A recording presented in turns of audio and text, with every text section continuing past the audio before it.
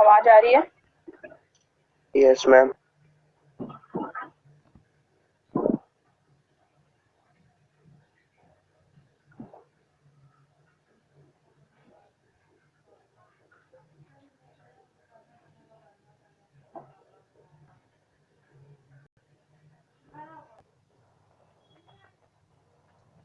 Control of progress.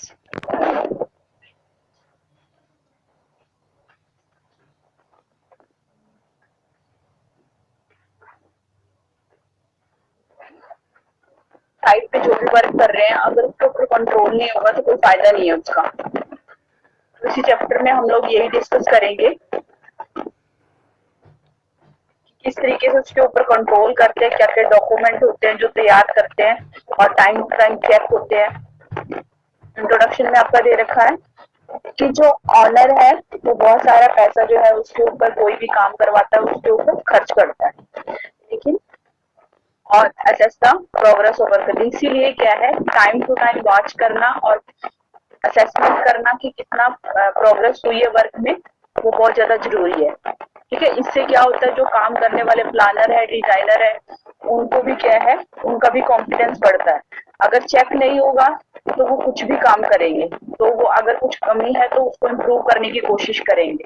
Progress का मतलब है कि up to date quantity of work कितना हुआ है, कितनी सर्विस जो थी वो परफॉर्म हुई है, एक्चुअल वर्क कितना अचीव हुआ है साइट पे। कंट्रोलिंग का मतलब है कि comparison of actual achievement with the planned achievement. हमने क्या सोचा था कि हम 10 दिन में इतना काम कंप्लीट कर लेंगे, क्या एक्चुअल में उतना हमने अचीव किया, उतना काम हमारा हुआ है, और अगर नहीं हुआ तो उसको ठीक करने के लिए क्या हम करेक्टिव एक्शन कर सकते हैं, वो सारी चीजें जिसके अंदर है। मेकिंग साइंटिफिक प्रोग्राम और डिटरमाइनिंग नेटवर्क प्लानिंग। जितना भी हम प्रोग्राम बना लें साइंटिफिक तरीके से या नेटवर्क प्लानिंग कर लें, अगर हम लोग जो काम हो रहा है उसको एनालाइज कर नहीं रहे हैं, ना ही चेक कर रहे हैं कि क्या हो रहा है, तो तब उसका जितनी भी आपने प्लानिंग की है या फिर जितना भी आपने प्रोग्राम बनाया है उनका कोई फायदा नहीं है। यहाँ कंट्रोल ऑफ प्रोग्रेस क्या हो जाएगा, वही ऊपर जो हमने पढ़ा है।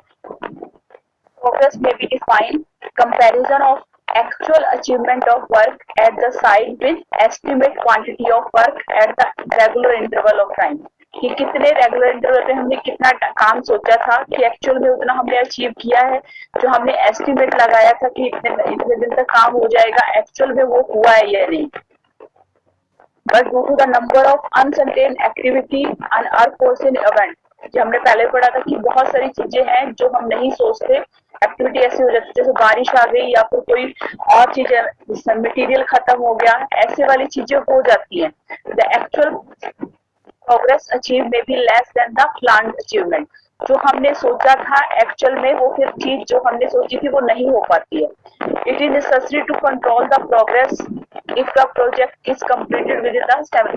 इसीलिए वर्क के ऊपर कंट्रोल होना बहुत ज्यादा जरूरी है, अगर हम चाहते हैं कि जो हमारा एक्सपेक्टेड टाइम था उसके साथ हमारा क्या है, प्रोजेक्ट कंप्लीट हो जाए। On other hand the actual progress of work may be sometime more than the estimate progress. कई बार क्या होता है कि जो हमने सोचा होता है, हमने 10 दिन सोचा था तो 8 दिन में भी काम कंप्लीट हो जाता है। तो उस केस में क्या होता है कि हमें ये देखना होता है, it is become necessary case also to control the progress. इस केस में भी हमने चेक करना है कि काम जल्दी हो रहा है, तो जरूरी नहीं है कि हाँ ठीक है हमें चेक करने की जरूरत नहीं है। तब हमें ये चेक करना होता है कि क्या जल्दबाजी में क्वालिटी ऑफ वर्क तो खराब नहीं कर दिया है, ज्यादा जल्दी काम। क्लियर नहीं आ रही मैम। वॉइस सही नहीं आ रही है?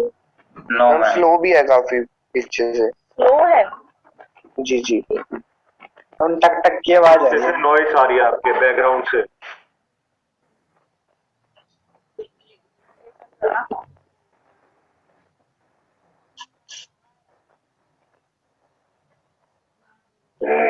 हाँ जी,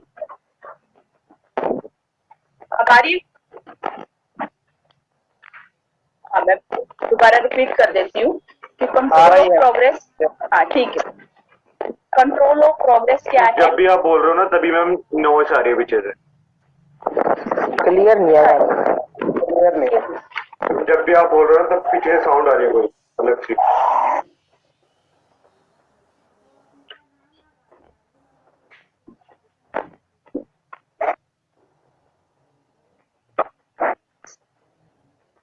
बताना मेरे को कि जब हम क्या है कोई भी काम करते हैं, कोई भी प्रोजेक्ट है हमारा, जो भी हमने प्लानिंग की है उसको हम अगर सक्सेसफुल करना चाहते हैं। अब क्लियर है? नो मैम, अभी भी आ रही है। मैम स्लो है काफी, आवाज भी स्लो है मैम, बैकग्राउंड से वो हम ये ना आवाज भी आ रही है। स्पीकर की वजह से हो रही है शायद। अब मैं एक मिनट दूसरे वाला इसमें भी ऐसा ही इधर है आप इसमें। हाँ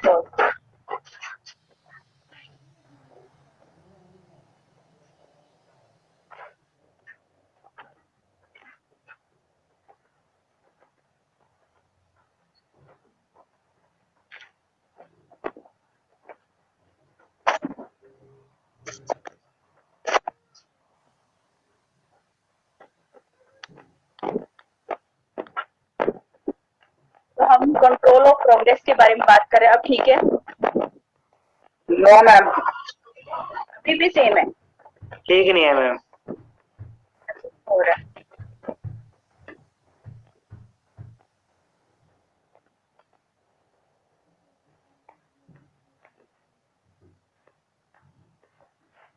सबको सेम प्रॉब्लम आ रही है? जी ma'am. Yes ma'am.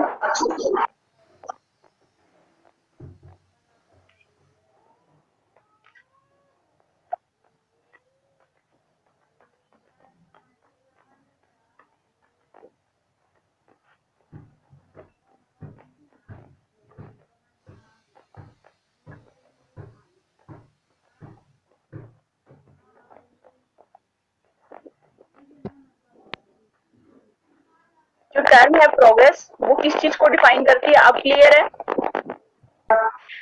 No ma'am,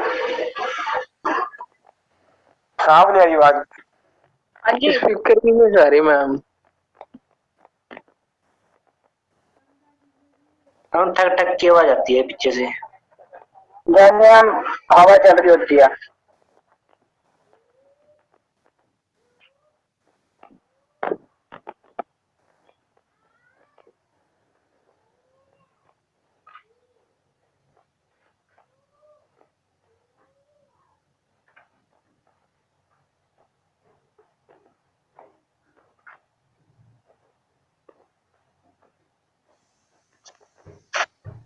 हम कंट्रोल ऑफ प्रोग्रेस के बारे में बात कर रहे हैं। अभी भी ऐसा ही है? Yes ma'am, yes ma'am. क्या लग रहा है तुम्हें? कैसे आवाज आ रही है? पीछे तो कोई आवाज नहीं है। मैम माइक थोड़ा साइड में कर लो, माइक नहीं आ रही है। माइक में प्रॉब्लम है। माइक में प्रॉब्लम नहीं है प्रॉब्लम है? मैम, माइक मैम फेस के साथ है मैम, इसलिए आवाज आ रही है उसकी। किसके साथ है? मतलब थोड़ी सी साइड दूर करके मैम बोल लो माइक में, तो आवाज नहीं आएगी अच्छा। टक टक की। हाँ जी मैम। अब ठीक है? नो मैम, अभी भी सेम है? तो फिर ठीक है मैम, थोड़ी थोड़ी आ रही है जी। अच्छा, थोड़ी थोड़ी आ रही है? मैम हो जाएगा मैम, मैनेज, कोई नहीं। हाँ ठीक है। आप लोग सुनो एक बार, ज्यादा लगे तो बता देना फिर। ठीक है, जी मैम। Okay ma'am, okay. ठीक है। कंट्रोल ऑफ प्रोग्रेस के बारे में बात कर रहे हैं हम लोग। प्रोग्रेस का मतलब है कि जो हमने क्या है एस्टिमेट टाइम कुछ रखा था, क्वांटिटी ऑफ वर्क कितना कंप्लीट होएगा उस टाइम पे। तो एक्चुअल में हमने कंपैरिजन करना है। प्रोग्रेस का मतलब ये कंपैरिजन करेंगे कि एक्चुअल में जितना हमने सोचा था क्या वो उस हिसाब से हुआ है। But due to the number of uncertain activity, बहुत सारी चीजें ऐसी होती है जो हमने नहीं सोची होती, जैसे हम बारिश हो गई है या मटेरियल खत्म हो गया है या लेबर वाले नहीं मिल रहे हैं, ऐसे वाली चीजें एकदम से हो जाती हैं। तो हमें क्या है एक्चुअल जो प्रोग्रेस ऑफ वर्क अचीव होना था, ठीक है, वो लेस होएगा, उससे कम होएगा। तो इसमें क्या है जरूरी हो जाता है कि हम कंट्रोल करें प्रोग्रेस ऑफ वर्क के ऊपर, ताकि जो काम है वो एक्सपेक्टेड जो टाइम था उसके साथ कंप्लीट हो जाए। ऑन अदर हैंड, और दूसरी स्टेज ये भी हो सकती है कि काम जो क्या है, जितना एस्टिमेटेड जो प्रोग्रेस सोची थी हमने उससे पहले कंप्लीट हो गया है। ठीक है, इस कंडीशन में भी हमें प्रोग्रेस जो हो रही है उसके ऊपर कंट्रोल जरूरी है, क्योंकि जल्दबाजी में ऐसा तो नहीं है कि आपका क्वालिटी ऑफ वर्क जो है वो इफेक्ट हो गया है। ठीक है, उसके बाद डेफिनेशन आपकी यही फिर उसके हिसाब से जो ऊपर हमने पढ़ा वही हो जाएगी। Comparison of actual progress of work with the estimated progress, की जो एस्टिमेटेड प्रोग्रेस थी एक्चुअल में जो प्रोग्रेस हुई है उसके साथ कंपैरिजन करना, and taking corrective steps stably to ensure that the project completed time minimum practical goals। और ये इंश्योर करना कि अगर कुछ लगता है हमें कि इसके साथ चेंज करके हम क्या कर सकते हैं, जल्दी कंप्लीट कर सकते हैं और मिनिमम कॉस्ट पे कंप्लीट कर सकते हैं। लेकिन इन चीजों को जल्दी कंप्लीट करने और मिनिमम कॉस्ट में कंप्लीट करने के चक्कर में हमने ये ध्यान रखना है कि ये चीज मेंटेन होनी चाहिए, क्वालिटी ऑफ वर्क में कोई दिक्कत नहीं आनी चाहिए। क्लियर है सबको? Yes ma'am. ठीक है, नेक्स्ट अब पर्पज ऑफ कंट्रोल, जो प्रोग्रेस हो रही है उसको कंट्रोल करने का हमारा पर्पज क्या है, क्या बेनिफिट उससे हो जाएगा अगर हम कंट्रोल करेंगे। तो फर्स्ट जो है, it is necessary to ensure attainment of the goal according to plan work, so it give confidence to planner and work schedule as per the plan.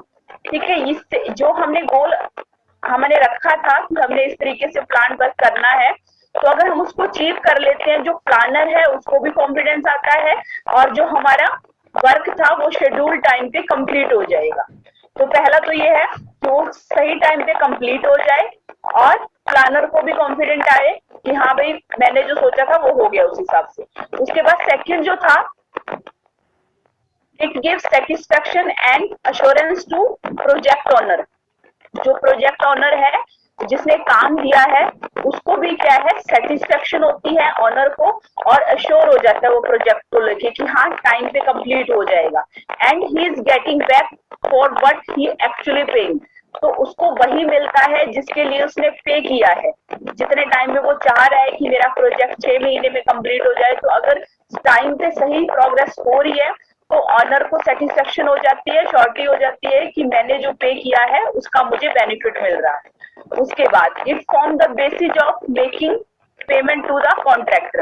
अब कॉन्ट्रैक्टर काम कर रहा है तो उसको क्या है, पेमेंट का बेस ही यही है कि जितना वो काम करेगा उसी हिसाब से उसको पेमेंट मिल जाएगी।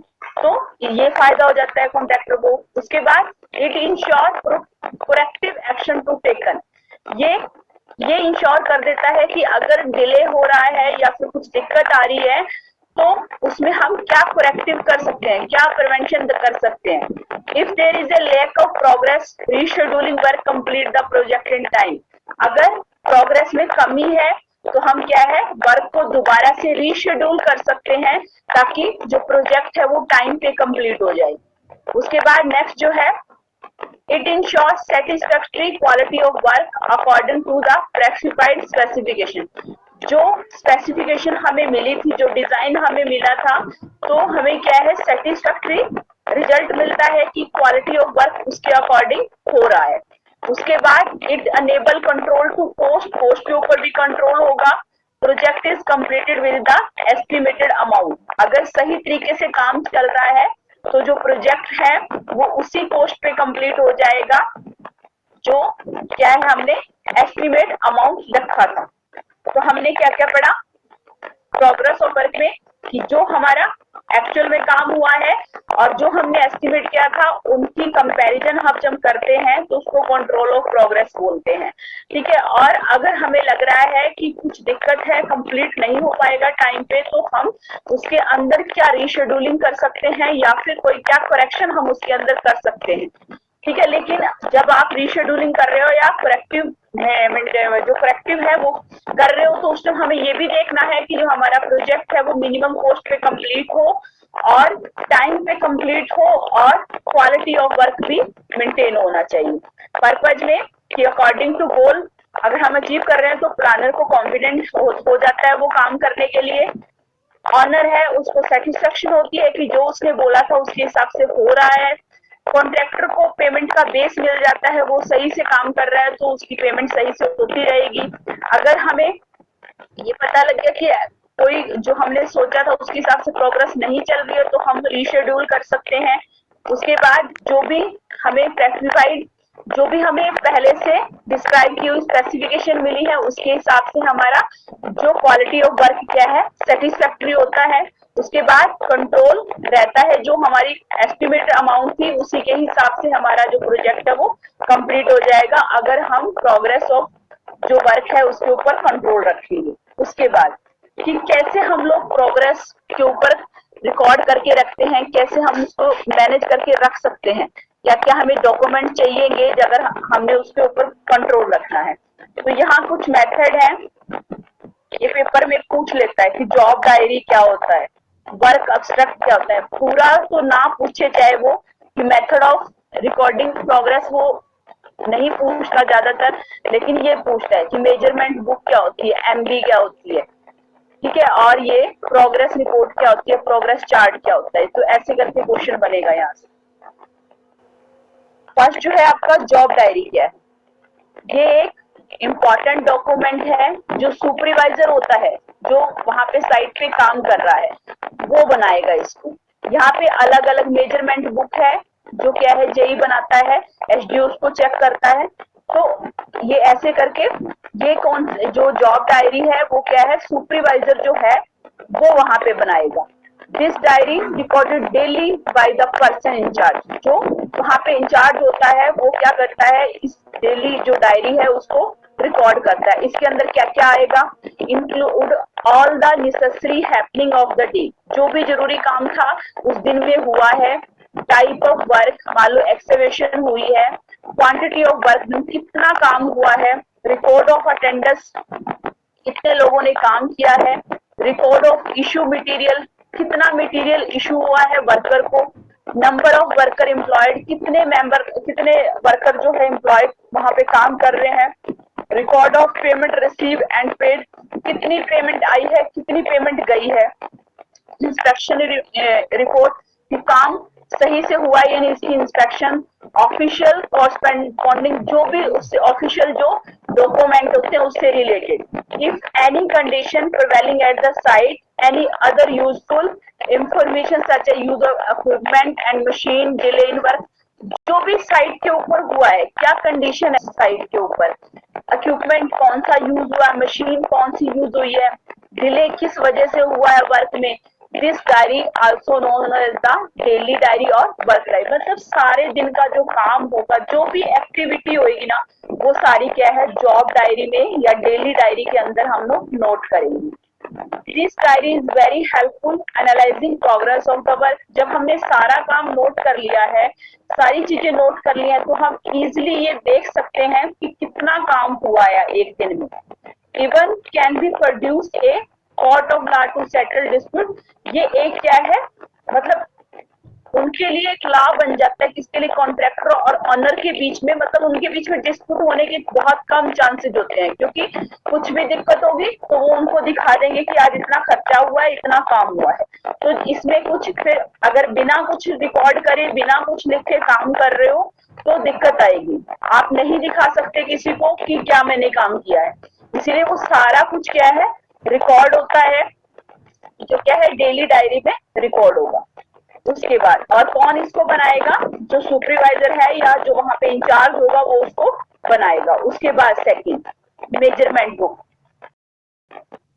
ए notebook which record the quantity of work done at the site periodically, मतलब कुछ कुछ पीरियड के बाद रिकॉर्ड करेंगे, वो डेली है ये कुछ पीरियड मान लो एक वीक में एक मंथ में या 15 डेज के बाद ऐसे करके क्या है कितनी क्वांटिटी ऑफ वर्क साइट पे हुआ है उसको नोट करेंगे। इट इज आल्सो नोन, ये मेजरमेंट बुक है, ये जो मैंने पहले भी बताया था तुम्हें कि मेजरमेंट बुक है, और भी कई चीजें हैं जो लास्ट में 9th चैप्टर में आएंगी, क्या है उसके अंदर पूछ लेता है कई बार क्वांटिटी सर्वे के अंदर, तो इसका ध्यान रखना।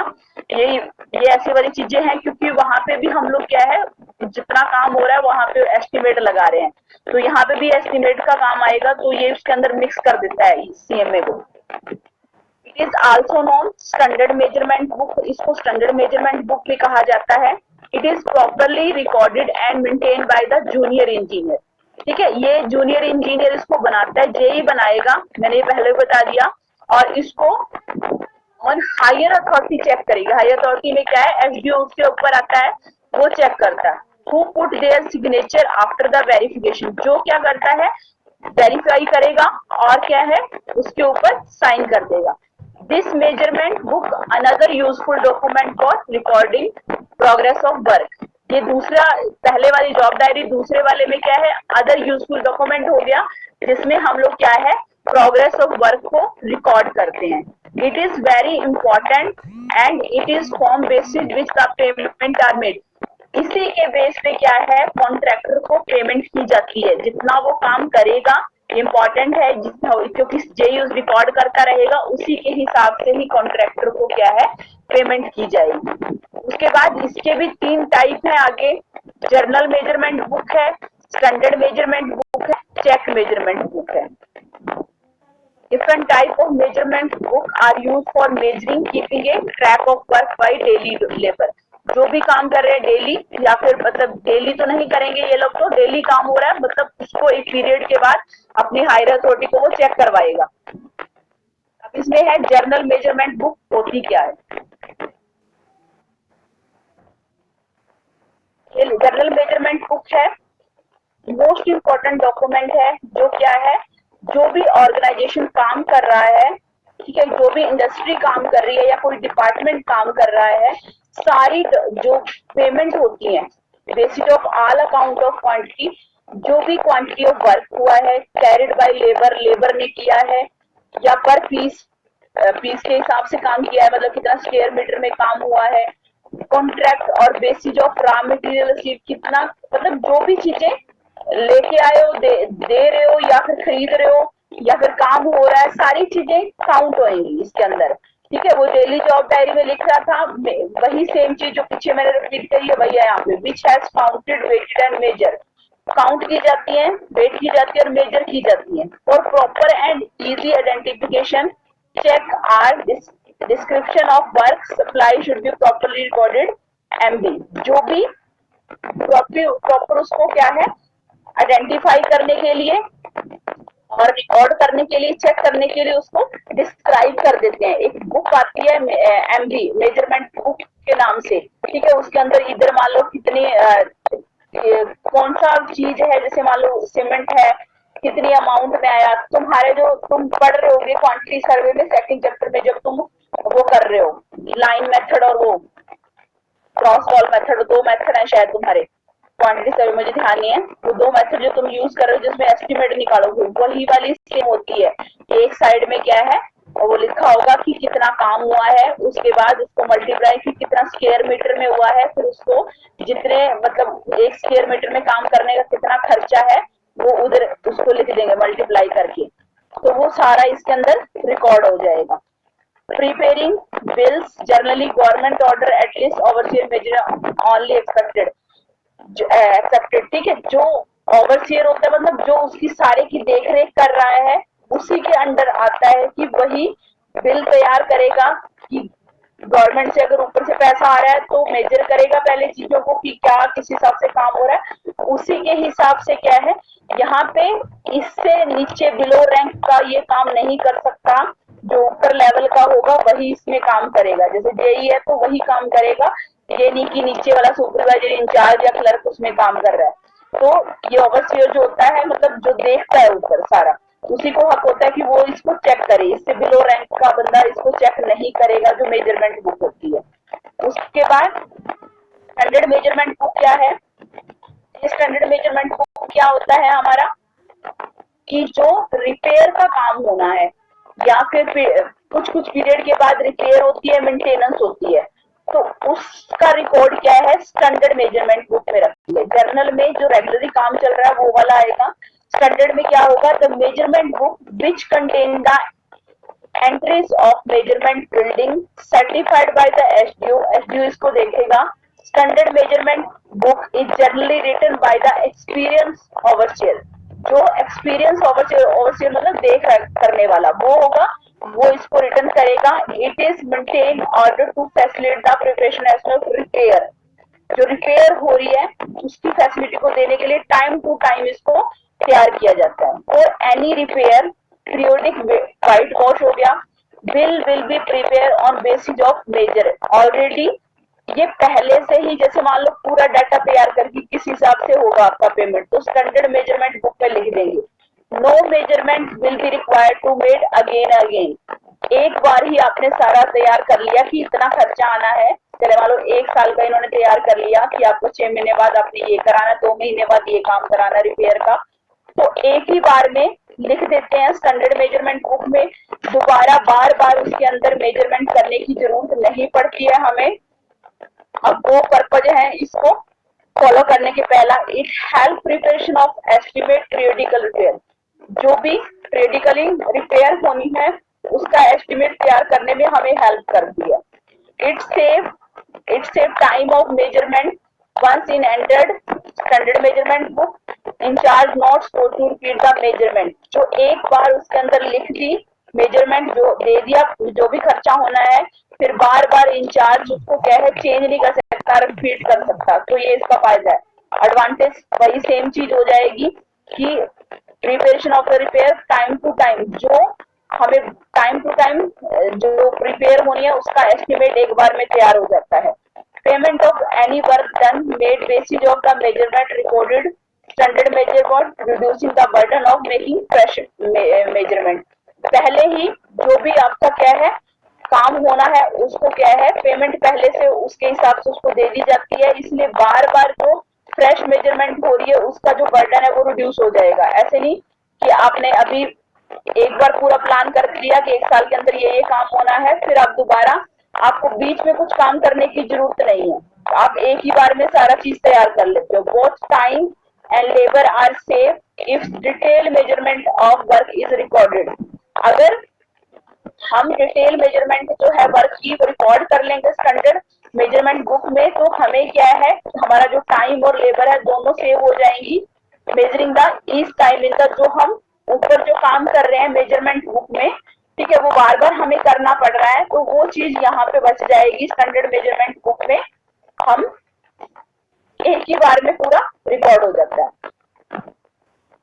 अभी 2-3 टॉपिक और बच गए हैं, वो अभी क्योंकि अभी करूंगी तो फिर वो 2-3 और रह ही जाएंगे, तो ये रहते हैं, ये हम अगली क्लास में कर लेंगे। ठीक है, तो बस ये ध्यान रखना कि जर्नल में जो डेली का रिकॉर्ड होता है वो रहेगा, जो हमारा सॉरी जो हम पीरियडिकली बनाएंगे जॉब डायरी में डेली रहेगा, और स्टैंडर्ड में जो रिपेयर मेंटेनेंस होनी है, कोई भी डिपार्टमेंट है कोई भी इंडस्ट्री है, मान लो कोई आपकी कंपनी है, कंपनी के अंदर जो भी 1 साल में होना है या 6 महीने में रिपेयर और मेंटेनेंस का काम होना है, तो इसमें वो स्टैंडर्ड मेजरमेंट बुक में रख लेंगे।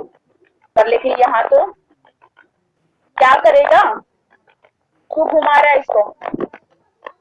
ठीक है बच्चे, आज के लिए इतना ही है, फिर नेक्स्ट क्लास में हम जो है जो रह गया वो कर लेंगे। ठीक है, ओके बच्चे, थैंक यू।